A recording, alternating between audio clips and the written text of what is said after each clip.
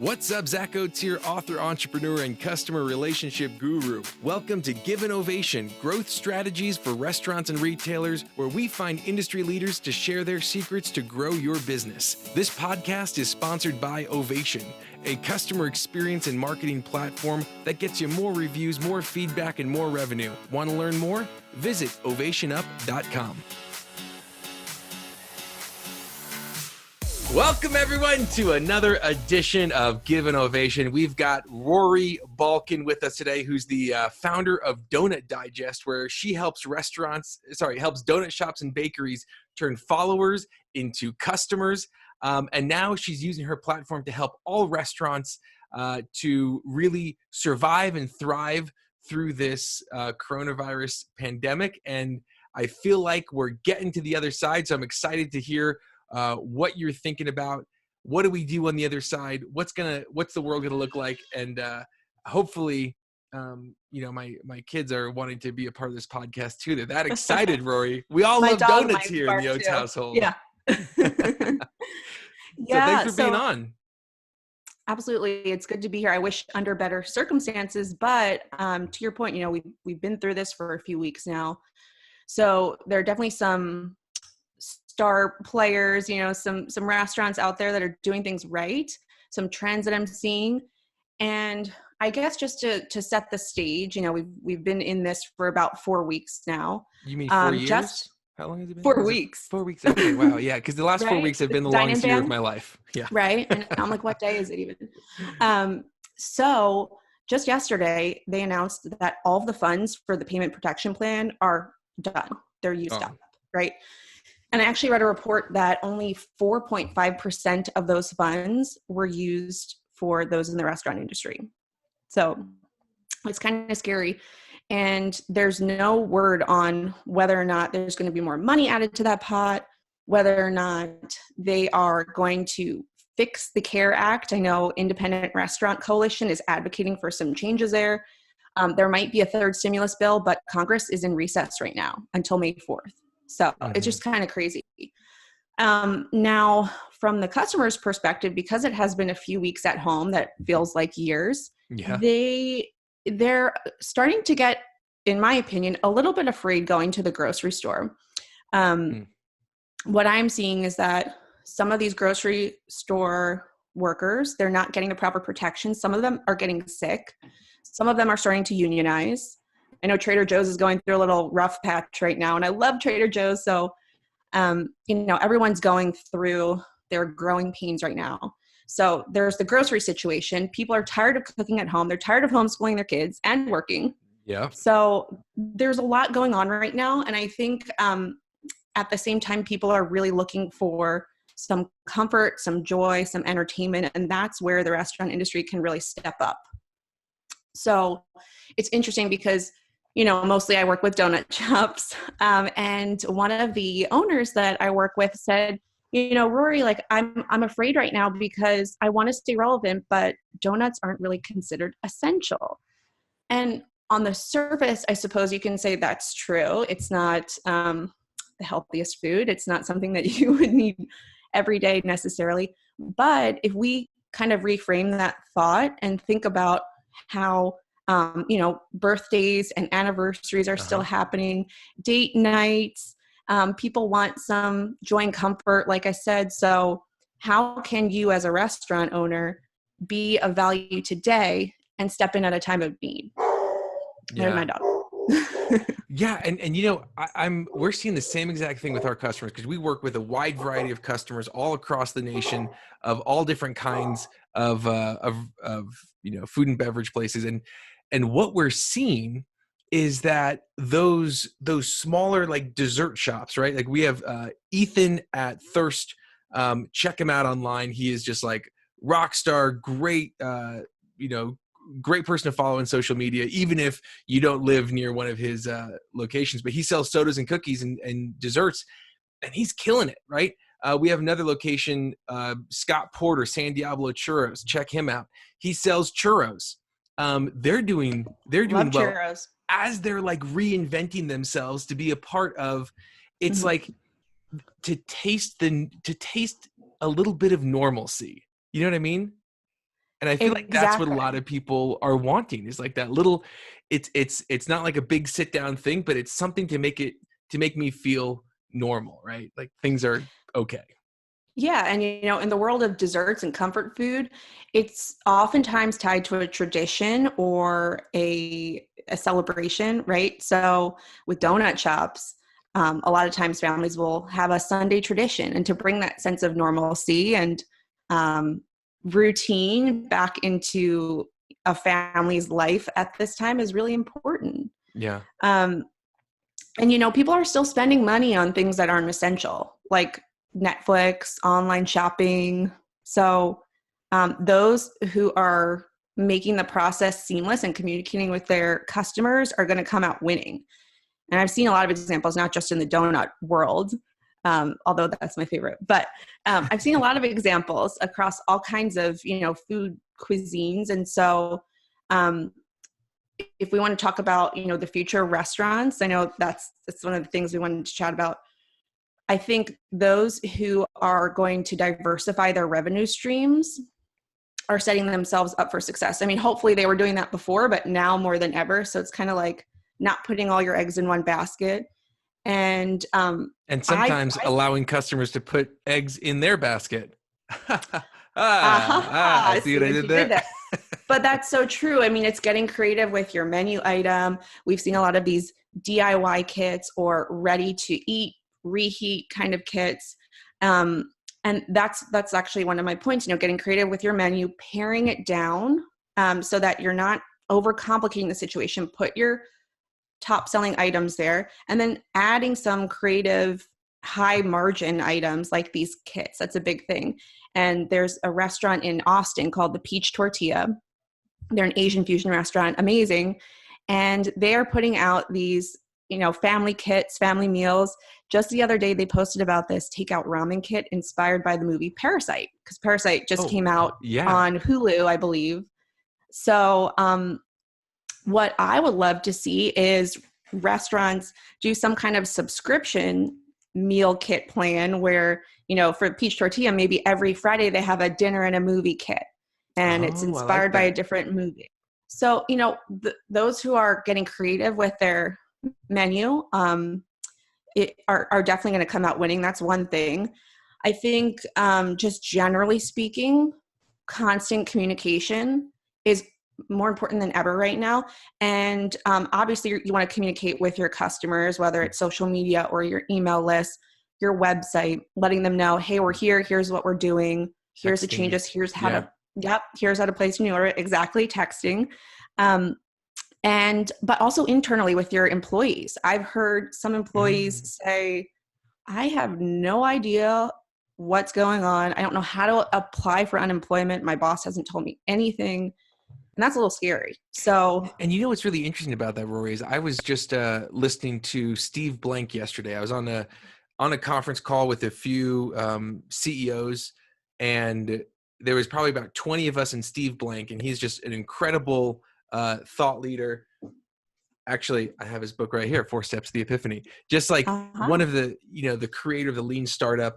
And one of the things that he said is it takes, in times of crisis, you have to really put 130% effort into communication, right? What used to be 100% to get to normal, like you got to put 130% in, especially with, things being crazy, uncertain. If you need to put more, a lot of our clients are putting a meeting.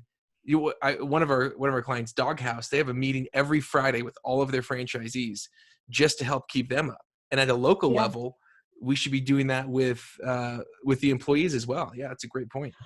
I love that. And it can be low tech too. I've heard of little restaurants who have a Facebook group for their employees and they post Yeah, updates there and videos. I mean, you can make it what you want, but the important thing is to communicate, even if you don't have a final decision. So if you're a restaurant operator and you're still figuring out how you're changing, your front of house staff or how your processes are changing, what technology you're going to adopt, tell your employees, hey, here's what we're thinking.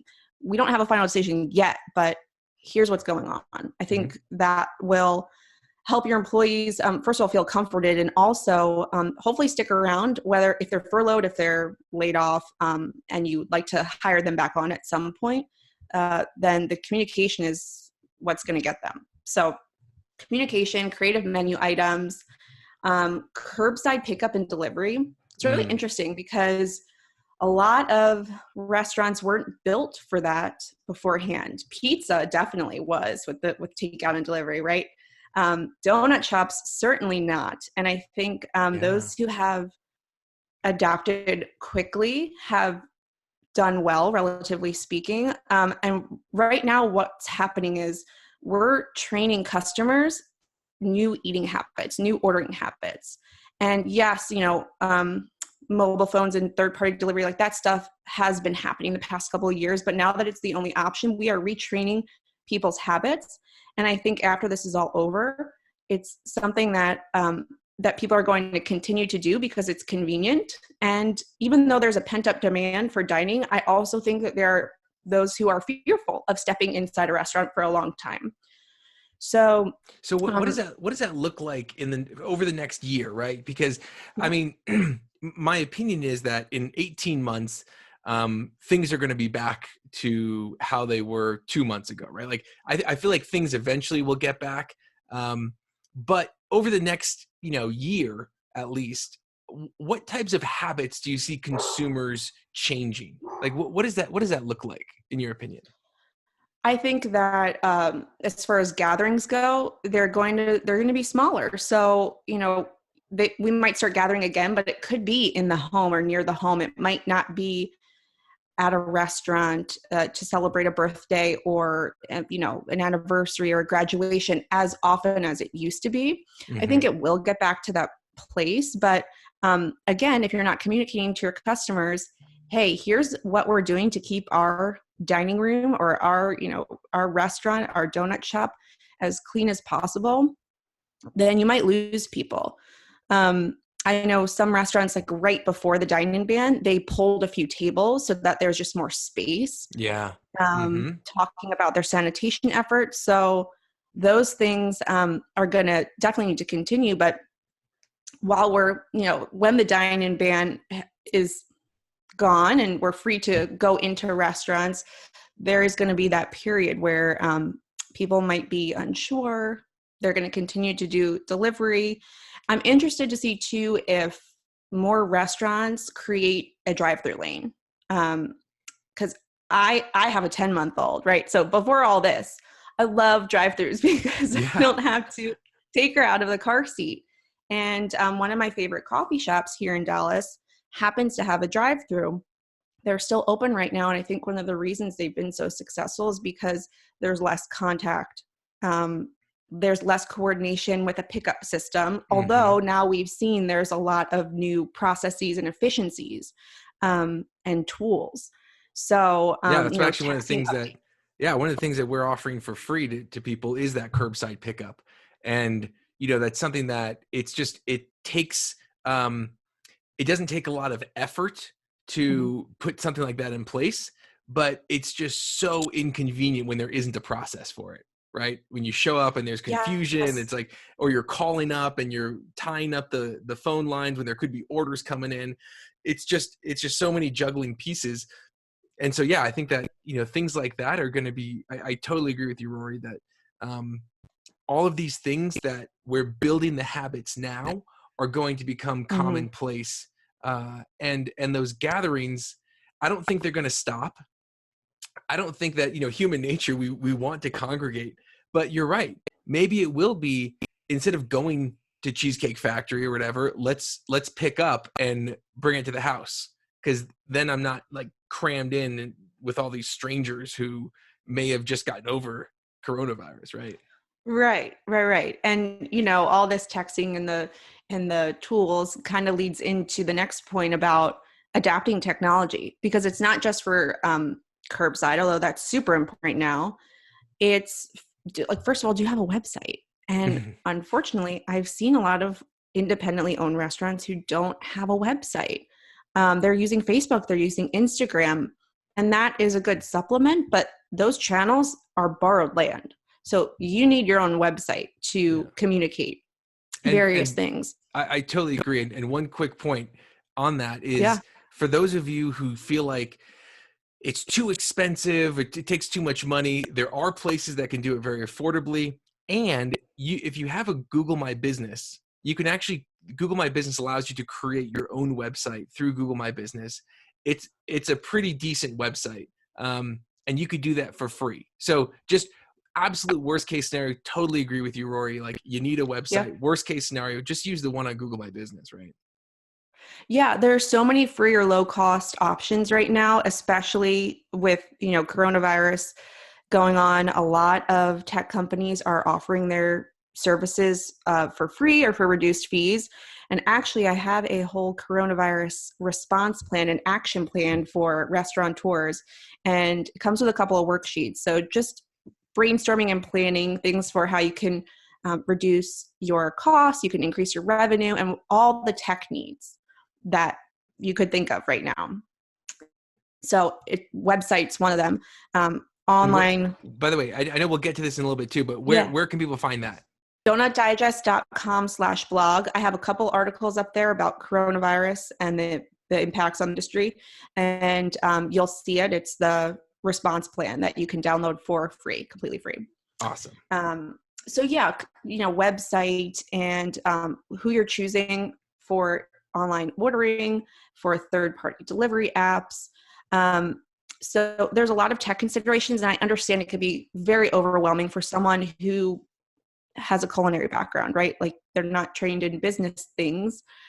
So hopefully this plan will break it down really simple, talk about the main players and all the offers that are out in the market right now. So that's the good thing. The important thing though is that you need to take action on doing, on pivoting quickly.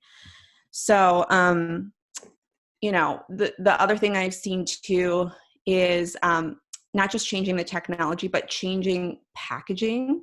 And that sounds silly, but changing packaging for your items that are now, what used to be consumed in your store that's now going out on delivery. So just adapting quickly is certainly one of those things. And that also, reminds me that I think national delivery platforms like Goldbelly are going to continue to thrive, not just now, but after this pandemic. So are you familiar with Goldbelly? No. Okay. So Goldbelly it's an e-commerce platform. Basically, they sell food. So they take the famous, well-known menu items from various establishments across the country, and they ship it anywhere in the US. So it is more expensive because you're paying for things like, it's next day delivery, dry ice in a lot of cases. And you have to prepare your food. Garrett's popcorn through this place? Yeah, you might be able to get Garrett's popcorn. I love Garrett's. I used to live in Chicago. Oh my gosh.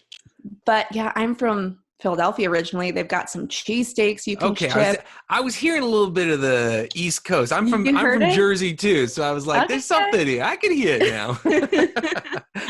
It's in the A's. That's what people say. Yeah. How I pronounce it. But actually, I have a really interesting stat about Philly cheesesteak. Goldbelly. Oh, okay. Oh, I could get into cheesesteaks. So, by the way, if you ever go to Philly, Jim's Cheesesteaks is where you need to go, not Pat's or Gino's, in my opinion. Okay. Yep. So, okay, Goldbelly just said the other day that since the coronavirus-related lockdown, sales are up more than 100% across all categories, and they're up more than 200% for some local classics like New York City bagels, Philly cheesesteaks, Chicago pizzas, and Southern barbecue. And more than 100,000 New York City bagels have been shipped since this all went down. Wow. So, yeah. And the other cool thing they're doing too is these monthly subscription plans for certain categories of food. So they might have a monthly pizza subscription, a monthly cookie subscription, and they send you the best of the best once a month straight to your door. And, talking about retraining customers' habits and the convenience factor, I think that's going to be really, really popular in the coming months. So I don't know the costs of like what commission Goldbelly takes, or if there's a cost to, partner with them or anything like that, but definitely something to look into. Yeah, I love that Goldbelly. Okay, so any last minute tips or pieces of advice, Rory? Ooh, yeah, I'd love to talk about one other example in the donut world, because I think that this is a small little shop that's doing things really, really, really well right now. They're called the Salty Donut. They rebranded as the Salty. They're based in Miami, and they're coming here to Dallas. They were actually ready to open before coronavirus hit. So as soon as this thing is over, the Salty Donut will be opened up here in Dallas. But they're doing a couple things really well right now, and I hope this can inspire some of your listeners. So one of the very first things they did was they launched an initiative called the Salty Cooking Challenge. And basically this was a user-generated content type of campaign on Instagram where people would cook recipes at home using their donuts and using their baked goods. So it's a way to build community virtually. And people were making things like French toast with their loaves of bread and, breakfast donut sandwiches. So really fun stuff like that.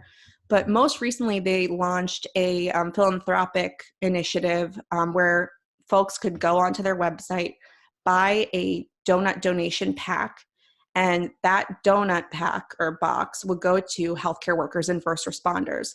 And I think so far they've donated over 1,000 donuts to healthcare workers.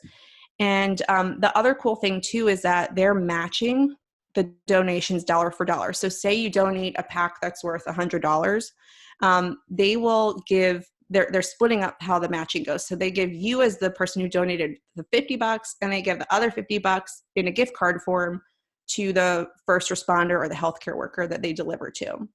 That's cool. Yeah. So just like really creative ways of getting the community together, giving back, which I think is so amazing that restaurants at this time, when they're most in need, are the ones that are giving back too. So, it's really inspiring, and I hope that, I know not everyone's going to make it to the other side of this thing, and that's really unfortunate, but I hope that those who are willing to experiment, try some things, get creative, will discover that it's going to connect really well with consumers. And at the end of the day, we're in a risky situation anyway, right? You're just at risk. You're just as high at risk as continuing to try to do the same things as trying new things. So try new things, right? I love that. It's like startup mode all over again. Yeah, exactly. Right. So number one, be a value add, especially in these times. Number two, communicate with customers and employees. I love that. 3, diversify to get creative, but also simplify, right? Your menu. Yeah. 4, curbside delivery. It ain't going away. It ain't a fad. We're creating these habits. So let's get with the program. And if you're not already on board, get there. 5, adopting things like new tech, new packaging, new options like Goldbelly. And then 6, get philanthropic. I love what you said about the Salty. I think it's a really cool concept. Next time I'm in the Big D, I'm going to try that place out. So great. Awesome. Rory, how do people find you? Great question. So donutdigest.com is my main website. Tons of articles, free resources for restaurant owners right now. I also hang out on Instagram at Donut Digest. Check her out on Instagram. It is a delicious account. And very rarely can you say that and have it be appropriate, but it is. Yes, and it's DONUT. It's the short version of donut. I also started a TikTok account recently, and I'm like, oh hey, are we doing some dancing? Oh no! I am I'm so not getting old. On the dance cruise. I'm over 30, so I'm quietly creeping on TikTok, figuring out how to use the platform. Awesome. So find Rory in all those places, or also check out donutdigest.com/blog for information about her coronavirus survival guide. Awesome tips, Rory. So glad that you came on. Grateful for you sharing your expertise. And as I always say, we're going to get through it because we'll get through it together. Today's ovation goes to you for helping everyone get through it a little bit sweeter. So thanks, Rory. My pleasure. Glad you were with us today, and thank you.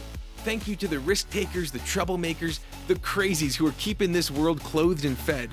You're the ones who deserve an ovation. Again, this podcast was sponsored by Ovation. To see how we can help you grow your business, go to ovationup.com. Don't forget to subscribe, and as always, remember to give someone in your life an ovation today.